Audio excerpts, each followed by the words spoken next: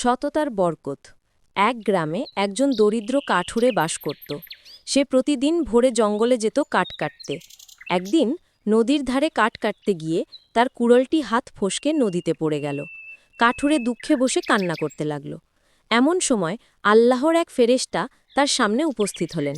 ফেরেশতা নদীর মধ্যে থেকে একটি সোনার কুড়াল এনে জিজ্ঞাসা করলেন, এটি কি তোমার কুড়াল? কাঠুরে বলল, না, এটি আমার কুড়াল নয়। এরপর ফেরেশতা রূপার কুড়াল এনে জিজ্ঞাসা করলেন, এটি কি তোমার? কাঠুরে বলল, না, এটিও আমার নয়।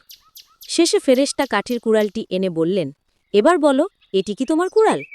কাঠুরে আনন্দে বলল, হ্যাঁ, এটি আমার কুড়াল। কাঠুরের সততা দেখে ফেরেশতা খুশি হলেন এবং তাকে 3টি কুড়ালই উপহার দিলেন, সোনার, রূপার আর কাঠের।